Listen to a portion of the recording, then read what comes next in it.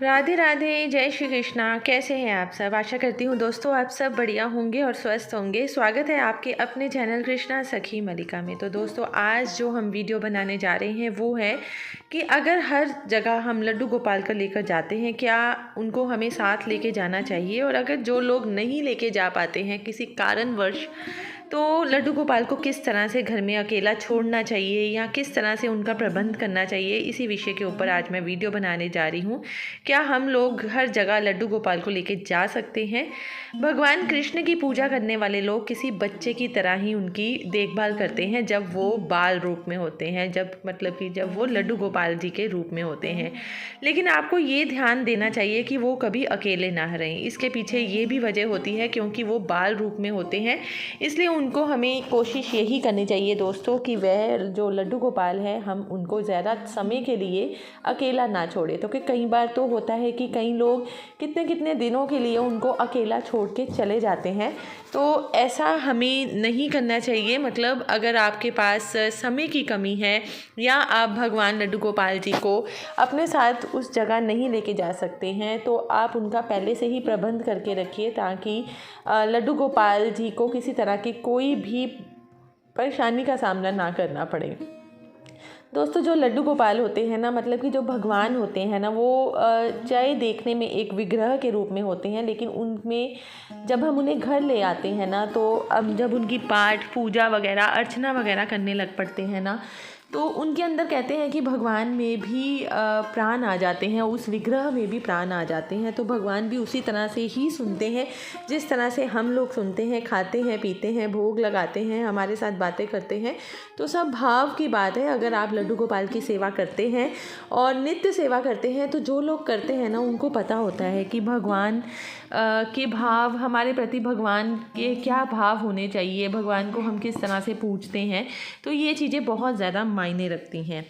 तो दोस्तों मैं आपको यही बताना चाहती हूँ कि लड्डू गोपाल को हमें जिस तरह से हम उनको नियमित रूप से भोग लगाते हैं, तो उनको वो नियमित रूप से जिस तरह से भोग लगाना चाहिए, सुबह शाम दोपहर रात 4 बार लगाइए। जिस तरह से हम लोग भोजन करते हैं ना, उसी तरह से हमें लड्डू गोपाल जी को भी भोग लगाना चाहिए। रोज़ उनको स्नान भी कराना चाहिए, नए वस्त्र पहनाने चाहिए, और ये सब चीज़ें ना बिल्कुल शुभ मानी जाती है।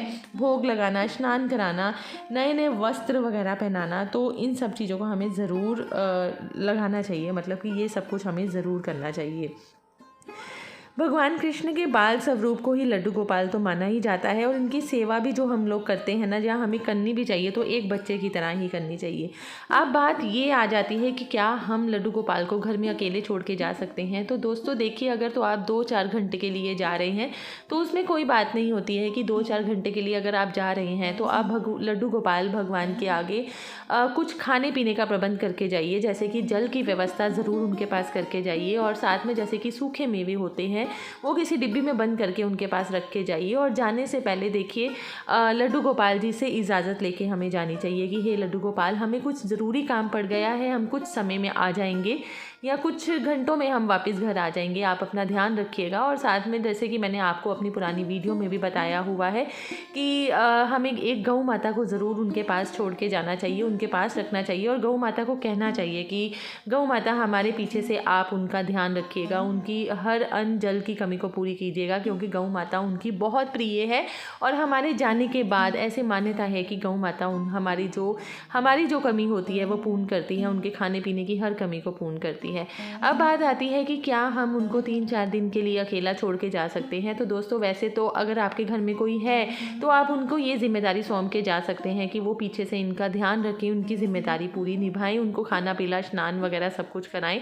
लेकिन कई घरों में ऐसा होता है कि कोई भी पीछे नहीं होता है, सबको जाना पड़ जाता है। तो उस दिशा में आप लड्डू गोपाल को किसी अपने परिचित के पास छोड़ के जा सकते हैं जो लड्डू गोपाल की सेवा करने के इच्छुक हों, और जिनके पास ऑलरेडी लड्डू गोपाल हो, तो वो अपने घर में लड्डू गोपाल के साथ इनको भी स्थान दें और साथ में अपने लड्डू गोपाल जी के साथ इनकी भी सेवा करें। तो उन्हीं लोगों के हाथ में हमें लड्डू गोपाल जी को छोड़ के जाना चाहिए जिन पे हमें पूर्ण विश्वास हो कि ये हमारे पीछे अगर हम नहीं भी मौजूद हैं तो ये हमारे लड्डू गोपाल की सेवा कर सकें। इसी तरह से दोस्तों दोस्तों कुछ ये नियम होते हैं जिनका हमें पूरी तरह से पालन करना चाहिए। जब हम लड्डू गोपाल जी को अपने घर में लाते हैं, विराजमान करते हैं, हमारे घर के सदस्य की तरह वो बन जाते हैं। सो आशा करती हूँ दोस्तों आपको मेरी ये वीडियो पसंद आई होगी और आपके जो सवालों के कई बार जवाब होते हैं, मे भी हो सकता है कि आपको इस प्रश्न का जवाब भी मिल गया हो। और मिलती हूँ कल एक नई वीडियो के साथ। तब तक के लिए राधे राधे, जय श्री कृष्णा।